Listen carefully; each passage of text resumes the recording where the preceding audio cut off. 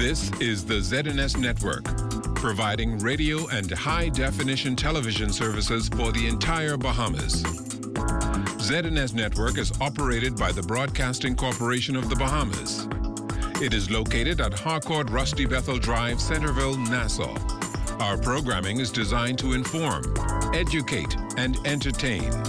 We invite you to join us. The following is the preamble of the Constitution of the Bahamas, which was made on June 20th, 1973, and came into operation July 10th, 1973. Whereas 481 years ago, the rediscovery of this family of islands, rocks and keys, heralded the rebirth of the New World. And whereas the people of this family of islands, recognizing that the preservation of their freedom will be guaranteed by a national commitment to self-discipline, industry, loyalty, unity, and an abiding respect for Christian values and the rule of law.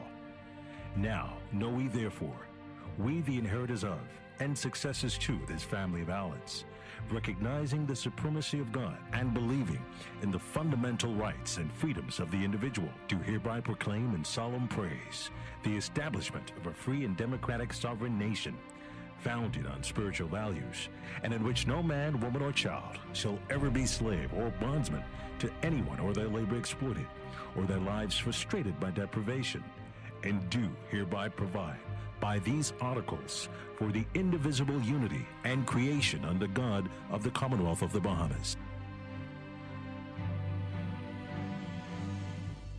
Up in the morning edition, we will get back to our way of life. The Prime Minister delivers his first national address for the year. Also, the app is not like any other app. Taxi cabs across the country getting ready to go digital, and we have been establishing some very exciting conservation-driven marine research projects. Training the next generation of scientists and researchers. We have those stories and much, much more when the morning edition comes. Right back.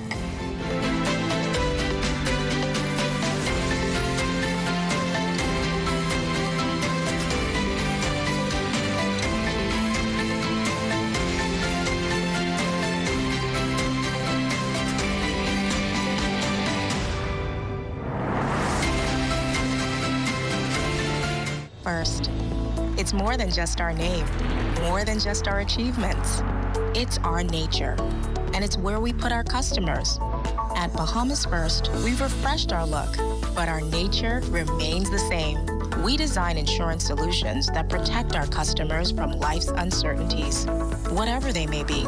We equip you for the future so that you can recover stronger. Bahamas First, what's first for you comes first for us.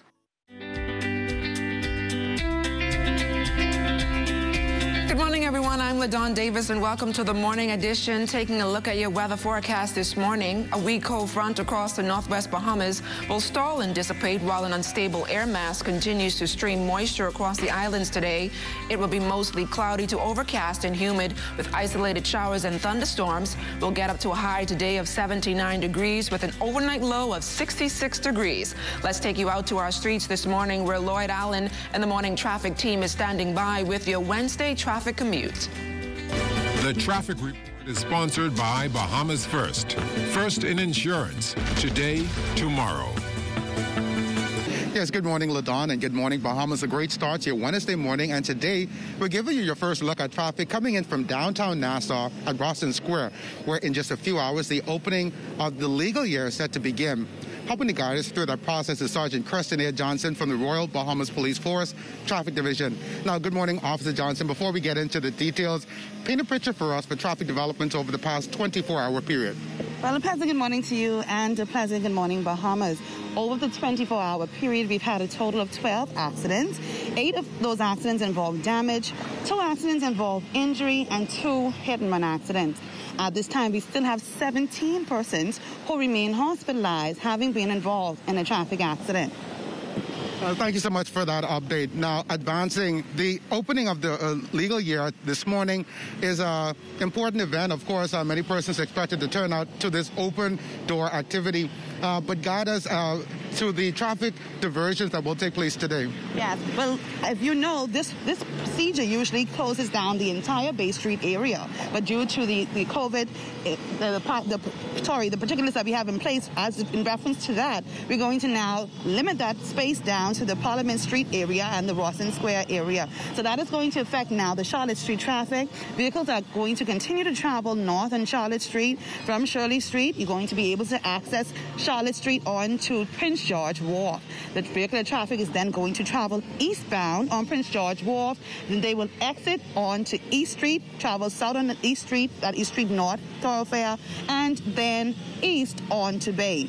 So again, you're going to travel onto Charlotte Street. You still are able to access Charlotte Street from Shirley Street. You're going to travel on north onto Charlotte Street to Prince George Wharf, from Prince George Wharf to the East Street thoroughfare, from East Street on to Bay.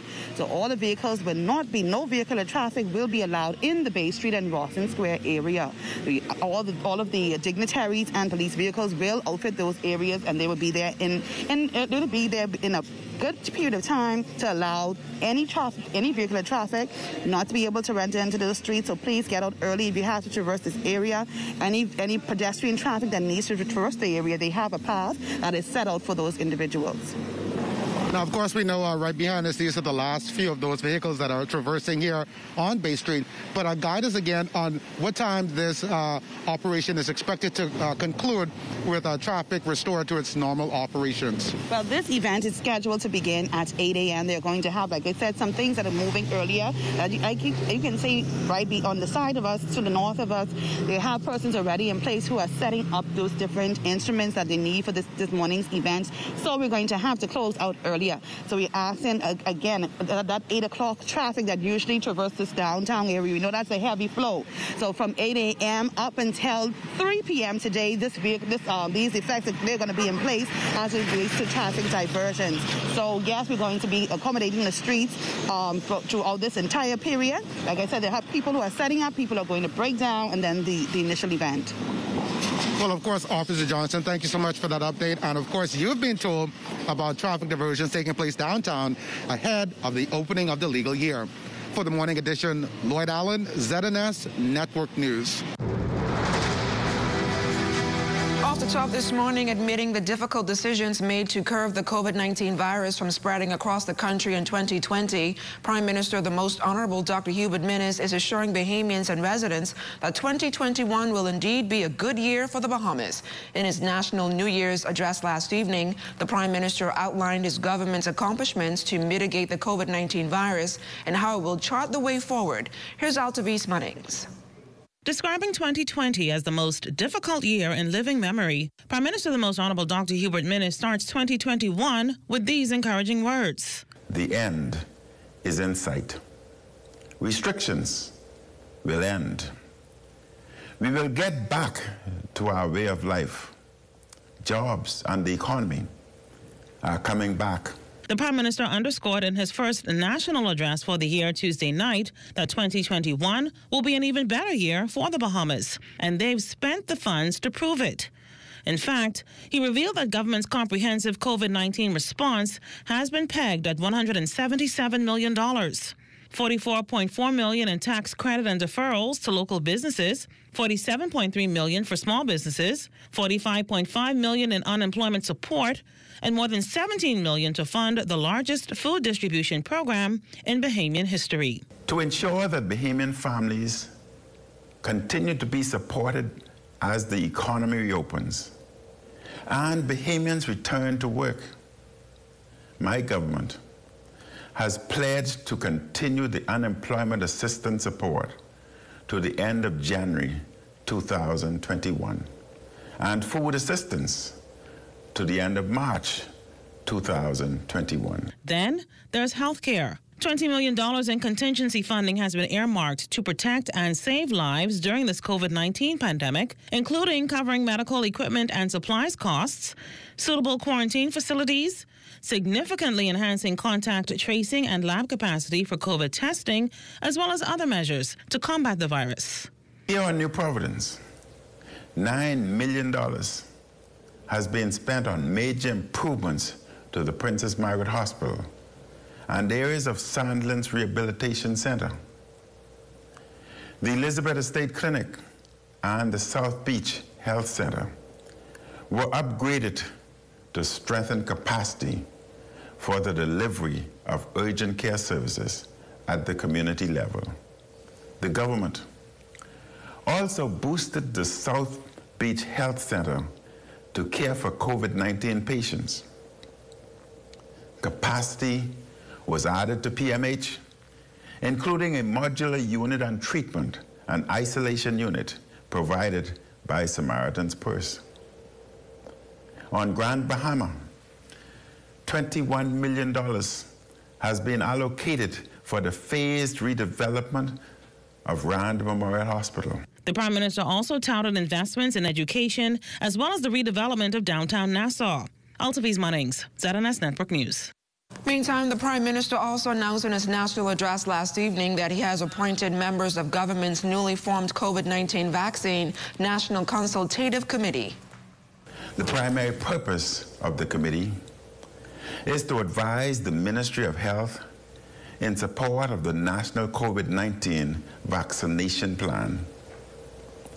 This committee is chaired by Dr. Mercelin Dahl-Regis, OD, CMG, and is made up of public health experts and representatives of various sectors, including religious and community leaders. Government officials will report at the appropriate time on the rollout of a vaccine in the Bahamas. Some good news for Grand Bahama and Abaco residents as an expansion of tax relief measures has been granted. The approval comes under the Disaster Reconstruction Authority's Special Economic Recovery Zone Relief Amendment Order 2021 and will be in effect until June 30th. There will be no VAT on the local sale of fuel, a discount on the VAT payable on the sale of real property for transactions valued up to $500,000. There will be no VAT or import taxes on household furnishings, appliances, hardware, building, electrical, and plumbing supplies. VAT will also be taken off construction services invoiced on or before June 30th of this year, provided they are settled in full by September of this year. Exemption on import taxes will also be in place on replacement vehicles purchased and shipped by January 30th of this year and arriving before April 30th. In other news, as we alluded to earlier, the legal year opens today, providing an opportunity for members of the legal community to take stock of the past year while looking forward to the months ahead. The ceremony usually follows a traditional path with members of the legal community gathering for a church service, then marching down Bay Street to the main Supreme Court in Bank Lane to attend the first sitting of the legal year. This year, however, things will be a bit different as the ceremony will be held in Rawson Square downtown due to the ongoing COVID-19 pandemic. Now, during that ceremony, members of the legal fraternity are expected to hear from the Chief Justice, the Attorney General, and the President of the Bahamas Bar Association. You can watch the opening ceremony live on the ZNS Network with a pre-show at 9:30 a.m. And still to come, training the next generation of scientists and researchers. You're watching The Morning Edition.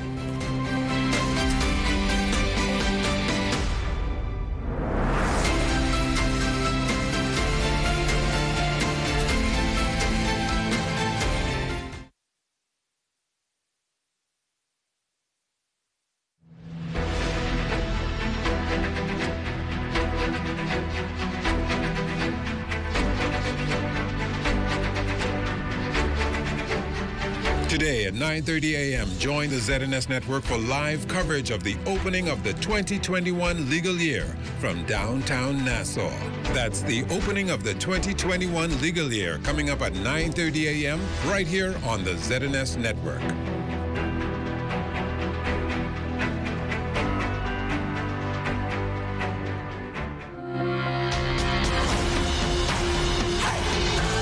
Welcome back to the Morning Edition. The COVID-19 pandemic has put a strain on the Bahamian economy, but a number of organizations have stepped up to try and ease the burden. One of them is the Kiwanis Club. This morning, we're joined live in studio by the president of the Kiwanis Club of Cable Beach, Deidre Bevins, and distinguished Governor Melford Clark, who heads the Social Leadership Program. Lady and gent, welcome to the Morning Edition. Good morning. Good morning. Ms. Bevins, talk to us a little bit about some of the initiatives you've already put together for the new year. Good morning. Well, one of the things that we are about to do next week is we have an annual signature project where we feed all of the residents of the geriatric hospital and the staff members. And so that is something that we're embarking upon next week, Sunday. We also have a scholarship initiative at the Bahamas Technical Vocational Institute where we usually do a Super Bowl party. However, because of the COVID-19 pandemic, we have made some adjustments to that. We're going to have a drive-by grill out. The Kiwanis Club of Cable Beach every year provides a scholarship to a deserving underprivileged male at the BTVI. And Mr. Clark, you are a past president of the club, now in charge of social leadership. Tell us a little bit about that and your initiatives. Thank you very much. The Service Leadership Program is a program that Kiwanis has in the school system. At the college level, we have the Circle K. At the high school, K Club, Builders Club, and then the K-Kids in the primary school. What we're doing now is trying to keep the kids motivated and active in our program. And one way of doing that is by having them do more online meetings and projects. And what are some of the challenges, I guess, for the year for Kiwanis? Well, the major challenge is that, let me first say thank you to the community leaders and the persons out there that continue to help us during these hard times. Because without those corporate leaders and the Kiwanians and other persons helping us, we were not able to do our job.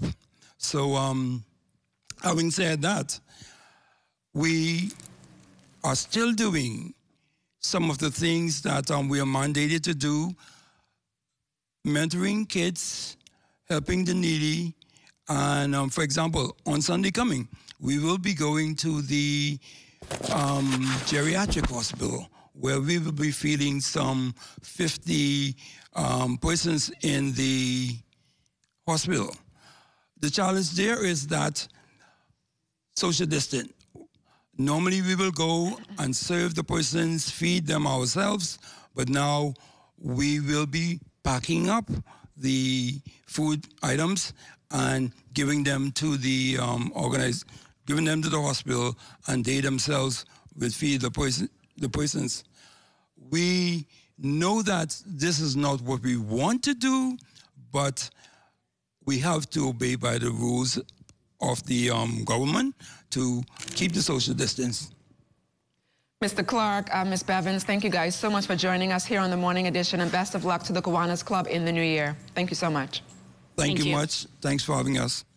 How ready were you as a parent for virtual learning? Well, this next story, the first of a three-part series, explores how planning prepared parents, students, and teachers for technology-based learning on and off campus. Here's Lloyd Allen. The blended learning model, though a new standard in education, is a concept that has been explored by a number of schools in recent years. We spoke with parents at Genesis Academy who say it was this out-of-the-box education platform that first exposed them to a new era in learning. My wife and I came and did a tour with Mrs. Melanie Hanna when our child was about 2 years old. And we really enjoyed what we saw, the tour, the excitement of the kids. I believe when my oldest child was in first grade, or in second grade, and then the second one was in first grade, is when they were required to have computers and they did the blended learning in the classroom. Parent Lilith Mackey says for her, it was an easy sell to enroll both of her children into the blended learning environment years ago. Mackey explains during the height of the pandemic, when her children learned only from home, supported by a sitter, she and her husband went to work satisfied, knowing that everything would be okay. Both myself and my husband, we had jobs where we had to go into work. And we got the school schedule, sometimes Saturday night, Sunday night, in order to prepare parents so you could prepare the children. You know, we got them so fast sometimes as parents we would get annoyed and say, oh my goodness, this is another week, we're done another week. But in hindsight, it actually, it prepared us to prepare them. Parent Brandeis Duncanson says for her special needs son, technology integration raised some initial concern. Nicholas has what is termed amniotic band syndrome. So basically, as he was developing in the womb, the amniotic sac severed both arms and one of his legs. However, despite these challenges, Duncanson says her son soared in school from the comfort of home and was well equipped for the blended classroom after he discovered the best method of using his unique extremities. During COVID-19, I always wanted to get up and I hoped that I would get to see my friends and all of the people at school soon.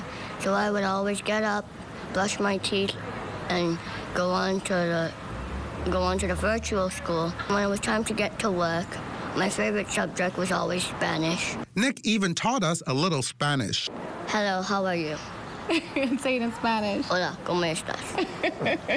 As these parents have given their stamp of approval for virtual learning, in part 2 of our series, we share some of the nuts and bolts of building a successful learning management system, an important bedrock for blended learning. For the morning edition, Lloyd Allen, ZNS Network News. It's a fact more than 95% of the ocean on planet Earth has not been explored. Additionally, the ocean accounting for roughly 70% of the Earth's surface, with most life on the planet represented by aquatic dwellers. These reasons are among the primary arguments for continued exploration and research. Here in the Bahamas, stingray expert from the Center for Ocean Research and Education, Dr. Owen O'Shea, has conducted a number of research projects with students groups to help in constructing tomorrow's scientists and researchers in the field. Over the past 3 years, we have been establishing some very exciting conservation-driven marine research projects, trying to understand the value of our ecosystems here in the Bahamas to promote to the local communities the value of the science that we're doing. And we've been using these research programs as a platform to deliver free education to young Bahamians. And in the last 3 years, we've established and delivered education programs to almost 1,000 young people, around 800 of whom have been Bahamian students from Eleuthera, Nassau. We've had students from Cat Island and Andros as well. Previously stationed at Eleuthera's Island School at Cape Eleuthera, Dr. O'Shea says he made the decision to venture on his own to effectively offer his expertise and support to students from lower-income households. He says since setting up shop in Gregorytown, Eleuthera, he has not looked back. The most rewarding thing about working with young Bahamian students is that I find they don't necessarily have the opportunity to be involved in marine research, and certainly applied marine research. When you have young children who at the beginning of the day were a little bit nervous or a little bit afraid about what they were going to do that day, but at the end of the day, they're excited to go home and tell their parents. Initiating young people and instilling the value of conservation, marine conservation, and these resources we have here is so important. In about 2 weeks, taxi cabs across the country will go digital. The new app called Unirides will allow Bahamians who wish to use the services of taxi cab drivers to get their final destinations to do so just like Uber services around the world. President of the Taxi Cab Union, Wesley Ferguson, says the COVID-19 pandemic has opened up the local market and has pushed the union in a direction to expand and upgrade its services. Ferguson talked about the app's convenience and what's currently being offered. The app is unlike any other app. The app actually, you could prepay. The app, you could track your driver. You know exactly who's picking you up. You could even rate the ride after the ride is completed. We could now confirm or not confirm that the driver showed up or they didn't show up. We could now add big buses, large taxi vans, smaller vans, SUVs, town cars, limousines. We have everything in our app. Ferguson says the taxi cab union will be fully responsible for the new app, and any taxi driver found breaching the union laws, which includes overcharging passengers, will be dealt with. Even alleviate the fact where taxi drivers, the complaints of the taxi drivers overcharging, because once you agree to the ride, then that fare is taken off your credit card or your debit card, so you know exactly what you're being charged, so there's no overcharging in it. There's no skullduggery. The taxi drivers are fully accountable, and the union is the owner of this UniRide app. And anybody who does not, any taxi driver who decides to be dishonest or to be, to be a rogue taxi driver, we could delete them from the app. The Shell Saxon Superstars shutting down criticism that they received more than 3 acres of Crown land along Gladstone Road from the government in December last year due to the fact that the Prime Minister is a member of that group. Saxon's chairman Toby Austin says this was a big deal for the group and has absolutely nothing to do with politics. In fact, he says the veteran Jonkanu Group applied for the land many, many years ago, but approvals to acquire it were unsuccessful. He says the land was well-deserved. The Saxon was in basic edition, right? But you know, land in basic edition big enough for us to do nothing, right? So the government said to us, previous governments, FNM and PLB, if you find the land, right, and it ain't in your area, we'll try to see if we can swap the land with the owners, right? Or if you find a piece of land, the government will look at getting the land for you, right? So we found the land and we apply, as Bahamians, we apply for the land. So the PMA didn't give us nothing, we apply for the land, we did our paperwork. Like everybody else, we did our paperwork and we sent it in, right? And we got the land. So then, and like I said, this ball was in motion for a little while. This ain't just nothing would happen overnight and PM just give us land. The PM didn't give us nothing. Before the FNM was in power, we applied for this land. Over 20-some years now, we was trying to get land. So what's the big deal? We are Bahamians. Why Bahamians can't apply for land and get it? Austin says they have outgrown a number of small shacks scattered across the capital and revealed that the land would be put to good use. He says once a new building is erected, it will provide employment opportunities for members. We could do like a little cultural, Saxon cultural village, because we trying to even help our members by, we can employ some of our members by, we can do Jonkanu 24/7. We can do the craft down there, right? We can build costumes down there to sell to the tourists and Bahamians alike. So maybe be a plan for the land, and like I say, we need, it could be it's enough land and the area. It's a nice practice site also. We could take a piece of that and we could do like a museum.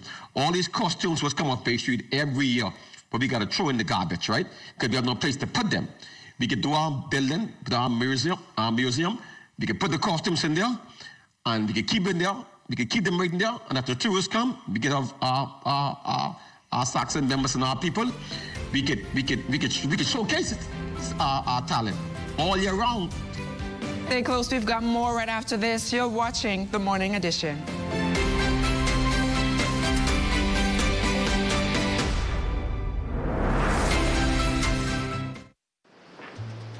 There's a spark of greatness in each of us.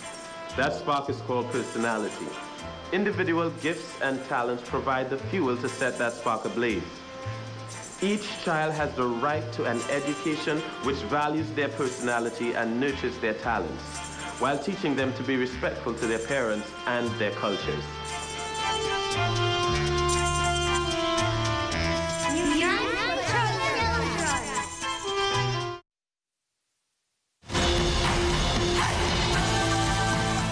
Welcome back. Well, Buddy Hield and the Sacramento Kings are looking to put a disappointing loss to the Portland Trailblazers on Saturday night behind them when the two teams go head-to-head again tonight.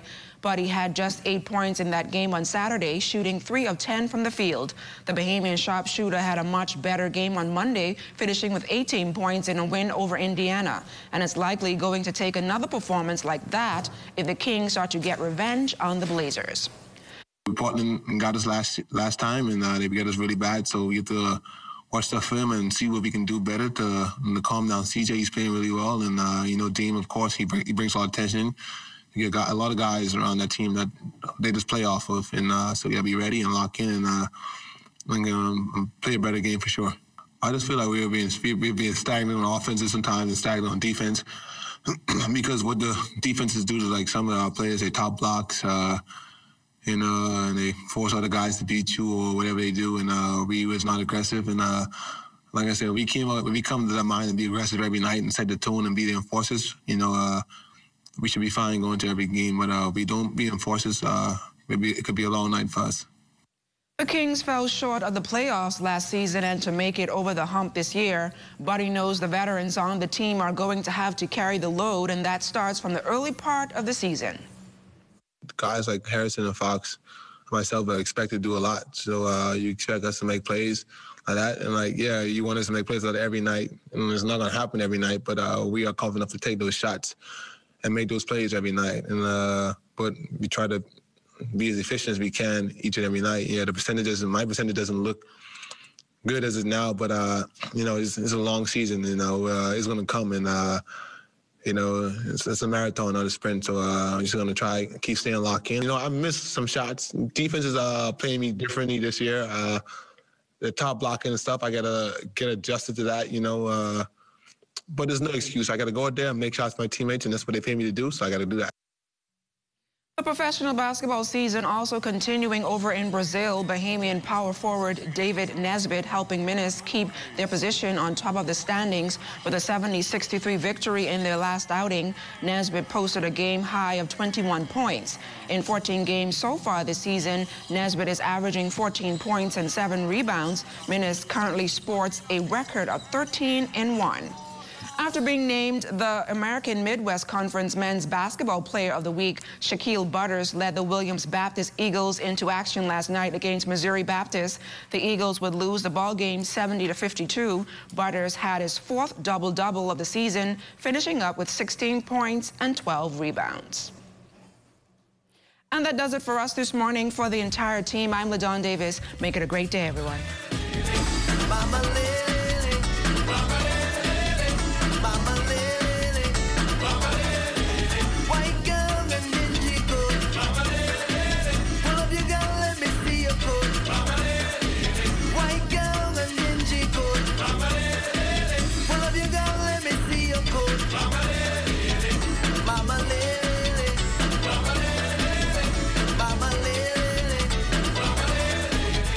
Everything is changing, and your favorite hardware and home improvement store is getting with the program. We Buy You Sell is rolling out its new online shopping feature. If you go to our website, wbusbahamas.com, it's a quick and easy 3-step process. Step 1, browse the gallery and select your item. Step 2, add to cart. And Step 3, check out. Go to our website, wbusbahamas.com, to shop with us today.